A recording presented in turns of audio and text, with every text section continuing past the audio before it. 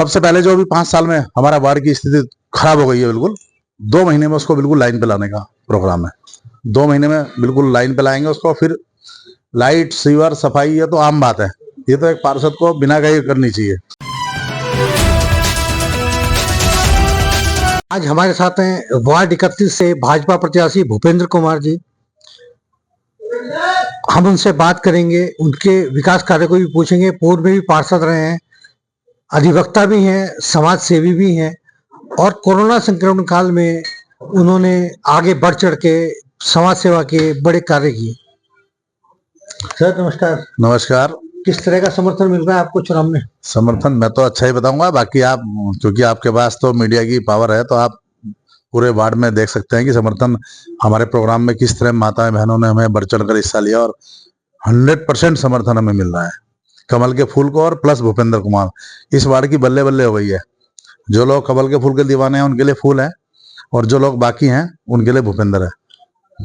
समाज सेवा, वकालत, पत्रकारिता और उसके बाद अब दोबारा से फिर राजनीति में सक्रियता।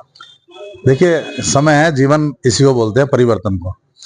जब मौका लगा है तो जो काम मिलता है वो कर लेना चाहिए। मन हुआ कि वकालत करनी चाहिए तो वो भी की, और पत्रकारिता मैं इसलिए कर ली कि वो भी एक मन लगता था कि पत्रकारिता होनी चाहिए। मैं वैसे बेसिकली समाज सेवा करना चाहता हूँ और वो मेरे खून में है, और मैं परिवार से मैंने सीखी है। मेरी माताजी बहुत समाज सेवा करती थी तो मैंने उन्हीं से सीखी है। तो मेरा मेन उद्देश्य है समाज सेवा करना। भूपेंद्र कुमार जी का इंटरव्यू दिखाने के पीछे हमारा उद्देश्य एक सबसे बड़ी बात यह है कि हरिद्वार में जितने भी लावारिस शव होते हैं उनको दाह संस्कार की तमाम व्यवस्थाएं भूपेंद्र कुमार जी करते हैं और करते आ रहे हैं। देखिए, मैं नहीं करता, ये तो सब आप जैसे का प्यार है। क्योंकि बहुत साल पहले मैंने एक दिन देखा कि हमारे हिंदू भाई, गरीब थे वो काफी, एक बॉडी लाए और वो जो है, मैं मंदिर जाता हूँ दीर्घ, तो वहां से देखा मैंने, सामने दबाने ले जा रहे हैं। तो मैंने कहा भाई ये तो हिंदू है, क्यों दबाने जा रहे हैं? बोले इन पे लकड़ी के पैसे नहीं है। तो उस दिन मुझे पीड़ा हुई। तो मैं उस समय, मेरी स्थिति बहुत अच्छी नहीं थी, लेकिन फिर भी मैंने 3 कुंटल लकड़ी, उस समय से 400 रुपये कुंटल लकड़ी का रेट था, 1200 रुपये की लकड़ी दिलाई। जब मैं घर आया तो मुझे बहुत खुशी मिली। और वो सिलसिला कब इतने रूटीन में बदल गया और कब मैं बोर्ड लगाने में सक्षम हो गया, मुझे भी पता नहीं। क्योंकि जब आप किसी की ऐसे मदद करोगे तो आपको घर आके लगेगा कि मैंने कुछ अच्छा काम किया जीवन में। तो आप देख सकते हैं कि हम वहां देखते भी नहीं जाके, अगर हमें कोई फोन आया तो हम तुरंत, क्योंकि व्यस्तता ज्यादा है, तो हम तुरंत, हमारा जो भी टीम का आदमी रहता है उसे बोलते हैं तुरंत जाओ और लकड़ी दो उसको।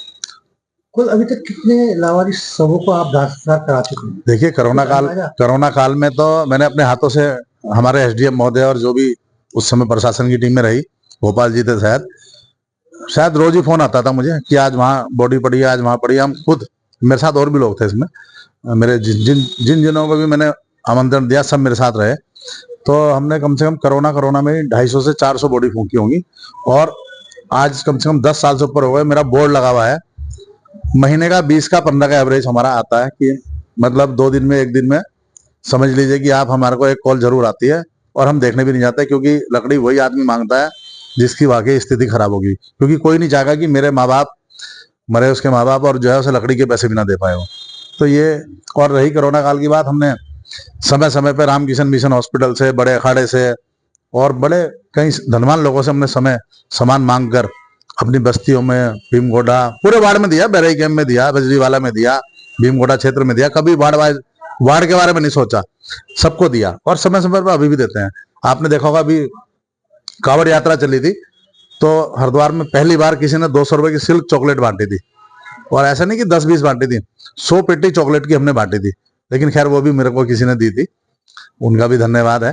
तो लोग ऐसे मुझे प्यार करते हैं, देते रहते हैं, और मैं भी आगे देता रहता हूँ।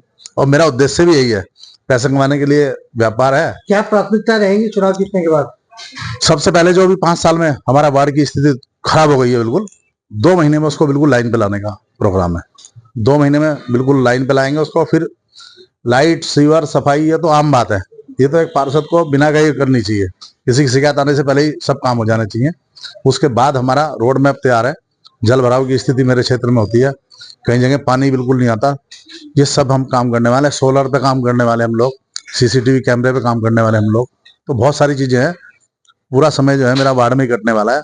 और हमने प्लान बना लिया कि एक एक परिवार को हम अपने व्हाट्सएप ग्रुप से जोड़ेंगे, ताकि कोई ये ना कहे कि भूपेंद्र मुझे मिला नहीं। हालांकि मेरा ऑफिस खुला है और स्टाफ भी रहता है परमानेंट, लेकिन फिर भी डायरेक्ट हम हर घर से जुड़ेंगे।